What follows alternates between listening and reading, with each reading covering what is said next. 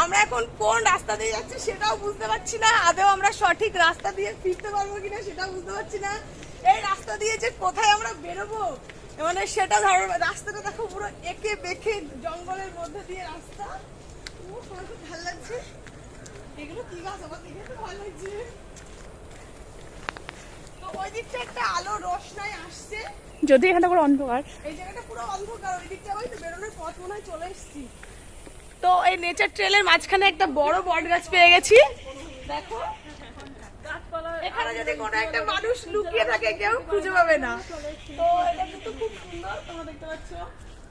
এখানে আমার ভালোবাসা, ও সি লাভ ডি আর প্লাস পি, ভালোবাসার কি বলবো, এখানে ভালোবাসা খোদাই করে রেখে গেছে, কোনো এক কালে এসে তারা দেখবে।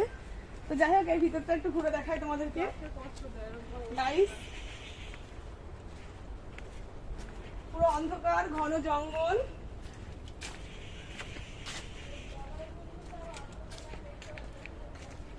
মাঝে মাঝে কিন্তু আলো রোশনি টুকি মারছে।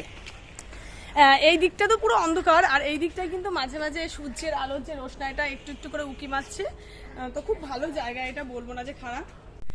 হ্যাঁ, আমাদেরকে থ্যাংক ইউ জানিয়েছে। তো আমরা এখন ওয়েলকাম জানালাম। খুব সুন্দর জায়গা ছিল এটি, মন ভালো করা একটা খুব সুন্দর জায়গা ছিল।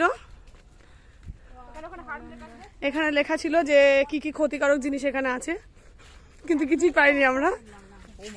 ও বাবা, এই সাপটা যদি এখানে থাকে তা আমার তো হার্ট ফেল করার অবস্থা হয়ে যেত, কিন্তু এটাকেও পাইনি, এই কচ্ছপটাকেও দেখতে পাইনি।